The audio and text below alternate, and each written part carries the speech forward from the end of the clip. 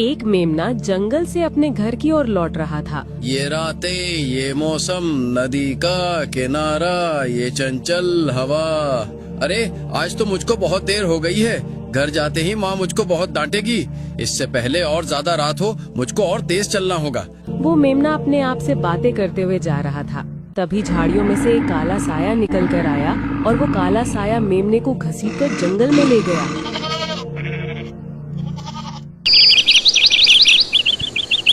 अरे राजा जी, कल रात से मेरा बेटा घर नहीं लौटा है और मुझको तो बहुत चिंता हो रही है। पता नहीं मेरा बेटा कहाँ पर होगा। कोई बात नहीं है रंगीली, तुम बिल्कुल भी चिंता मत करो। मैं अभी अपने एक सैनिक को भेजता हूँ। वो उस घने जंगल में जाएगा और तुम्हारे बच्चे को ढूंढ कर लाएगा। गुप्तचर बेरंगी, तुम शीघ्र जाओ और उस जंगल में जाकर देखना कि वहाँ पर तुमको रंगीली का मेमना मिलता है या नहीं। और जैसी भी खबर हो हमको तुरंत सूचना देना। शीघ्र जाओ। महाराज का आदेश सुनते ही बेरंगी बिजली की रफ्तार से जंगल की ओर बढ़ने लगा। हमारे जंगल में तो कोई भी जानवर मांस नहीं खाता है। आखिर मेमना कहाँ गया? कहीं ऐसा तो नहीं वो दोस्तों के साथ कहीं पार्टी करने बैठ गया हो और वहीं पर सो गया हो? महाराज को 1-2 दिन तो इंतजार करना चाहिए था। खैर कोई नहीं, अब जंगल में आ गया हूँ तो उसको ढूंढ कर ही जाऊंगा। और जैसे ही बेरंगी थोड़ा आगे चला तो उसको मेमने का आधा शरीर मिला। अरे बाप रे, इसको देखकर तो मुझको बहुत ज्यादा घिन आ रहा है। पता नहीं इतना भयानक मर्डर कौन कर सकता है। ऐसा लग रहा है जैसे इसके शरीर को कोई मांसाहारी जानवर खा गया हो। अब मैं शीघ्र महाराज के पास चलता हूँ।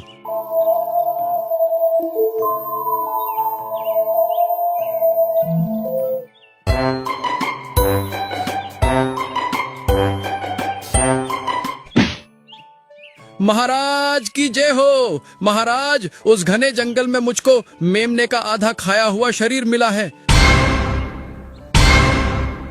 वो ऐसा लग रहा था कि जैसे किसी मांसाहारी जानवर ने उसका शिकार किया हो। मांसाहारी जानवर, और वो भी शिकार? फिर लेकिन हमने तो अपने जंगल में शिकार करने पर पाबंदी लगा रखी है।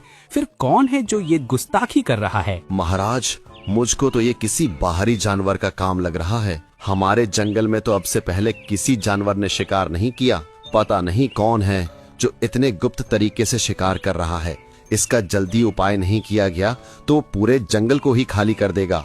हाँ गजराज, आप बिल्कुल ठीक कह रहे हो। हम इसका पता अवश्य लगाएंगे। लेकिन जंगल में ये सूचना अवश्य फैला दो कि कोई भी जानवर शाम होने के बाद जंगल में नहीं जाएगा। और गुप्तचर बेरंगी, आप इस समस्या की गुत्थी को जल्द से जल्द सुलझाना शुरू कर दो। 1 हफ्ते के अंदर वो गुनहगार हमको हमारे सामने दरबार में चाहिए। और अगले दिन भालू का आधा शरीर मिला। अब तो दिन ब दिन हद ही होती जा रही है। कल तक तो भूरा भालू बिल्कुल ठीक था और आज देखो उसका क्या हाल कर दिया किसी ने। पता नहीं कौन है जो जानवरों को इस प्रकार से खा रहा है। मुझको तो ये किसी राक्षस का काम लगता है। और महाराज ने तो मुझको 1 हफ्ते का टाइम दिया है और कहा है कि इस समस्या को जल्दी से जल्दी सुलझाना होगा। अब तुम ही बताओ, किसी राक्षस को सुलझाना इतना आसान थोड़ा ही है। पता नहीं अब क्या होगा। हाँ, तुम बिल्कुल ठीक कह रहे हो गुप्तचर बेरंगी। ये मुझको भी किसी राक्षस का काम लग रहा है। देखो, आज भी रात होने वाली है। पता नहीं कल कौन उसका शिकार बनेगा। कल कोई भी जानवर उसका शिकार नहीं बनेगा, बल्कि वो खुद मेरे बनाए जाल में फंस जाएगा। वो शायद जानता नहीं है मैं गुप्तचर हूँ। गुप्तचर बेरंगी, मैंने इससे भी ज्यादा कठिन केसों को सुलझाया है। मैं इस शातिर खूंखार भक्षक को पकड़ कर ही रहूंगा।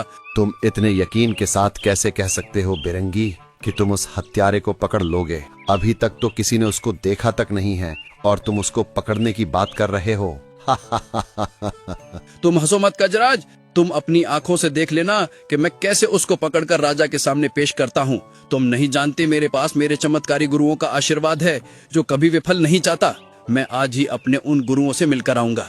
अच्छा, तो तुम उन गुरु चेलों की बात कर रहे हो? वो तुम्हारे ही गुरु? क्या वो तो महाराज के भी गुरु हैं? मुझको भी अब तुम्हारी बात पर यकीन हो रहा है। तुम सच में उस हत्यारे को पकड़ लोगे जो मासूम जानवरों को मारकर खा रहा है। सच में उन गुरु चेलों का आशीर्वाद कभी विफल नहीं जाता। और जैसे ही शाम हुई तो बेरंगी अपने गुरु के पास गया। आओ बेरंगी, आओ। क्या बात है, आज तुम्हारे मुंह पर सच में खुशी के रंग नहीं दिख रहे और तुम्हारे मुंह पर एक अजीब सी बेरंगी की खामोशी छाई हुई है। क्या कारण है इसका? इसका एक ही कारण है गुरुजी।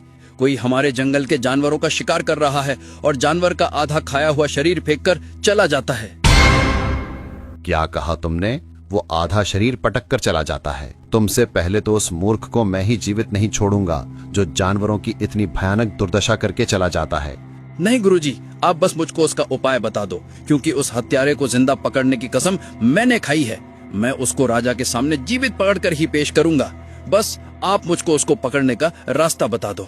उसका रास्ता हम तुमको अवश्य बताएंगे बेरंगी, लेकिन तुमने हमको ये खबर अभी अभी दी है, इसलिए हम अभी कोई भी उपाय बना नहीं पाए हैं। इसीलिए तुम कल हमारे पास आना, हम तुमको इस समस्या का हल जरूर बता देंगे। फिलहाल तुम अपने घर वापस लौट जाओ और हाँ, देख कर जाना कहीं वो खूंखार राक्षस तुमको ही ना मिल जाए। ठीक है गुरुजी, मैं तो अपना ख्याल रखूंगा ही, लेकिन आप भी अपना ख्याल रखना। और इतना बोलकर वो बेरंगी वापस लौट गया। अरे वाह मूर्ख चेले, इस बेरंगी को जानवर का आधा शरीर कहाँ से मिल गया? मुझे नहीं पता गुरुजी, कहाँ से मिल गया। अगर तूने मुझको सच नहीं बताया तो कल सुबह जंगल के जानवरों को तेरा आधा शरीर पड़ा हुआ मिलेगा। नहीं गुरुजी, मेरे साथ कुछ मत करना। मैं आपको बिल्कुल सच सच बताता हूँ। आप जब शिकार करते थे तो आप उसका सारा मांस वांस खा जाते थे और उसकी मुंडी मुझको दे देते थे, और मेरे दांत इतने मजबूत नहीं हैं कि मैं उसकी मुंडी को चबा सके। पता नहीं ये गुरुजी भी अपने आप को क्या समझते हैं। खुद तो जानवर का पूरा मांस खा जाते हैं और मुझको ये मुंडी दे देते हैं जो मुझसे चपती भी नहीं है। और गुरुजी, मैं उस मुंडी को वहीं पर छोड़कर चला जाता था। अच्छा, तो तुझसे मुंडी अब चबती नहीं है? तू जानता है मूर्ख चेले, तेरी वजह से कितनी बड़ी समस्या खड़ी हो गई है और बेरंगी ने हमको पकड़ने की कसम भी खाई है। तू जानता है ना, इस जंगल में हमारी कितनी इज्जत है। हमको सब गुरु का दर्जा देते हैं और हम पर कोई शक भी नहीं करता, लेकिन तेरी वजह से हम दोनों मुसीबत में पड़ सकते हैं। तू नहीं जानता, वो बेरंगी बहुत ही शातिर और चालाक गुप्तचर है। अगर उसने हमारी असलियत का पता लगा लिया तो हमको फांसी होने से कोई नहीं बचा सकता। लेकिन गुरुजी, अब हम कर भी क्या सकते हैं? बेरंगी तो चला गया। अभी बेरंगी ज्यादा दूर नहीं पहुंचा है।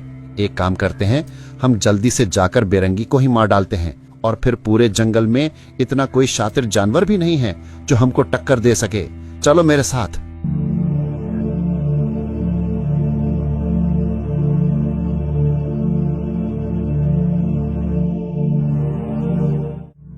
और वो दोनों जाकर बेरंगी को भी मार डालते हैं।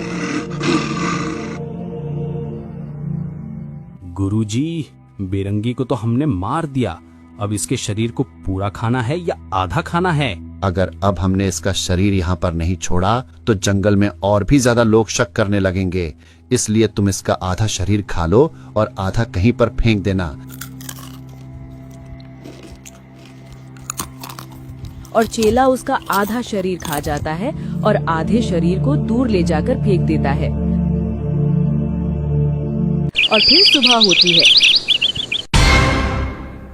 अरे ये क्या? ये तो बेरंगी गुप्तचर है। इसको किसने मार दिया? ये तो अपने गुरु के पास गया था, पता नहीं ये कैसे मर गया। ये तो जंगल का सबसे शातिर गुप्तचर था। एक काम करती हूँ, महाराज को जाकर इसकी सूचना देती हूँ। महाराज, महाराज, वो बेरंगी गुप्तचर मारा गया। चमेली, ये क्या कह रही हो तुम? तुम जानती हो ना बेरंगी कितना शातिर गुप्तचर था, फिर भला उसको कौन मार सकता है? यही बात तो मेरी समझ में भी नहीं आ रही है महाराज। कल शाम को ही तो बेरंगी मुझे मिला था और वो कह रहा था कि वो उस हत्यारे को पकड़कर जल्दी से जल्दी राजा के दरबार में पेश करेगा। पता नहीं रात उसको किसने मार दिया। अब जो होना था वो तो हो गया चमेली। अब हमको ही कुछ ना कुछ करना होगा। मैं अपने गुरु के पास जाता हूँ, वहीं अब इस समस्या से मुझको निकाल सकते हैं। नहीं महाराज, आप उस गुरु के पास मत जाना। कल बेरंगी भी गुरु के पास जाने की बात बोल रहा था और वो शायद गया भी था, लेकिन सुबह उसकी ये हालत हो गई। अरे तुम ऐसी बातें क्यों कर रही हो? तुम नहीं जानती हमारी गुरु बहुत ही ज्यादा अच्छे हैं। वो भला ऐसा क्यों करेंगे? मुझको उन पर पूरा भरोसा है। ये काम उनका नहीं हो सकता। मुझको तो बहुत डर लग रहा है महाराज, इसलिए आप गुरु के पास मत जाना। आप मेरी बात मानो, आप गुरु के पास मत जाओ। आप किसी और को गुरु के पास भेज दो और आप उस पर निगरानी बनाए रखना, और तब देखना क्या होता है। ठीक है, तो तुम नहीं मानती तो तुम गुरु के पास जाओ और मैं तुम पर निगरानी रखूंगा और हम दोनों की सुरक्षा के लिए गजराज को भी अपने साथ ले लूंगा। और बकरी गुरु चेले के पास जाती है। गुरुजी, कल आपके पास बेरंगी गुप्तचर आया था। वो मुझसे कह रहा था कि मैं गुरुजी से मिलने के लिए जा रहा हूँ। बेरंगी तो मेरे पास कई दिनों से नहीं आया। क्या हुआ? जंगल में सब ठीक तो है ना? हाँ, जंगल में तो सब ठीक है गुरुजी। मैं तो बस बेरंगी को देखने के लिए ही आई थी। अच्छा, अब मैं चलती हूँ। मैं कहीं और जाकर उसको ढूंढूंगी। और इतना बोलकर चमेली वहाँ से चली गई। अरे, ये चमेली मुझको कुछ ज्यादा ही शातिर लग रही है। एक काम कर, इसको भी बेरंगी के पास पहुंचा देते हैं। हाँ गुरुजी, मुझको भी ऐसा ही लग रहा है कि इस चमेली को हम पर शक हो गया है। कोई बात नहीं है, इसका शक हम अभी दूर कर देते हैं। और वो जल्दी जल्दी चमेली के पास जाने लगे। रुक जा चमेली, अगर एक कदम भी तूने आगे बढ़ाया तो जंगल में कल तेरी मुंडी पड़ी हुई मिलेगी, समझी? हाँ, मैं तो बहुत पहले ही समझ गई थी कि ये तुम दोनों का ही काम है, लेकिन कोई और था जो तुम दोनों को समझ नहीं पाया था। इसीलिए आज मैं उनको भी अपने साथ लाई हूँ कि वो तुमको अच्छे से समझ लें। तुम्हारी इस समझ को मैं नहीं समझा चमेली, मुझको साफ साफ समझाओ। आखिर तुम हम दोनों को क्या समझाना चाहती हो? मैं तुमको यही समझाना चाहती हूँ कि तुमने बेरंगी को क्यों मारा। हमने बेरंगी को ही नहीं, जंगल में जितने भी जानवर मारे गए हैं उन सबको हमने ही मारा है। और अब तुम्हारी बारी है।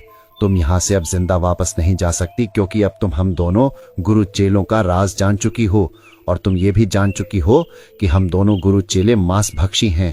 हम जानवरों का मांस खाते हैं, इसीलिए अब हम तुमको मार डालेंगे और जंगल में तुम्हारी मुंडी फेंक देंगे।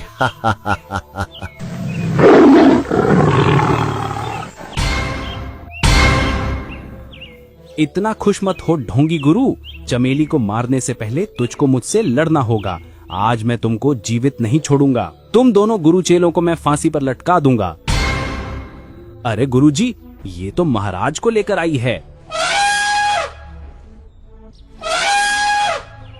अरे ओ चेले, ये चमेली महाराज को लेकर ही नहीं आई है। जरा अपनी मुंडी मेरी तरफ भी घुमा और देख। महाराज के साथ जंगल के सबसे बलशाली जानवर को भी लेकर आई है, जो एक ही पैर से तुम दोनों की चटनी बना सकता है। महाराज, इन दोनों को दरबार में ले चलो। तुम दोनों हमारी नजरों में इतने गिर चुके हो कि तुम्हारी हमारे सामने खड़े होने तक की भी औकात नहीं है। इसीलिए सीधी तरह घुटने टेक कर नीचे बैठ जाओ, वरना तुम्हारे पैरों को तोड़कर नीचे बैठा दिया जाएगा। हाँ तो गजराज, बताओ उनके साथ क्या सलूक किया जाए। मैं बताती हूँ महाराज। इन्होंने जिस तरह से मेरे बेटे को मारकर खाया था और उसके बचे हुए शरीर को जंगल में फेंक दिया था, उसी प्रकार से इन दोनों को भी मारकर खाया जाए और इन दोनों की मुंडी को जंगल के बीचों बीच लटका दिया जाए। मैं तुम्हारी भावनाओं की कद्र करता हूँ चमेली, लेकिन किसी जानवर को मारकर खाना ये हमारे कानून के विरुद्ध है और इसके लिए इन दोनों को कठोर से कठोर सजा दी जाएगी। लेकिन इनको मारकर खाने की सजा हमारे कानून के विरुद्ध है। ये सजा हम इनको नहीं दे सकते। तो महाराज, आप इनको हमेशा के लिए कारागार में बंद करवा दो, जिसमें ये हर रोज तड़प तड़प कर मरेंगे और इन दोनों गुरु चेलों को 2 दिन में एक टाइम ही खाना दिया जाएगा। हाँ, तुम्हारी ये सजा हमको खूब पसंद आई गजराज। इससे इनको भी ये एहसास हो जाएगा कि किसी जानवर को मारकर खाने से भूख नहीं मिटती। आखिर हम तुम दोनों को राजगुरु और राज चेला घोषित करने ही वाले थे। अच्छा हुआ तुम दोनों की असलियत हमारे सामने आ गई, इसीलिए हम तुम दोनों को कारागार में हमेशा के लिए बंद करने का आदेश देते हैं।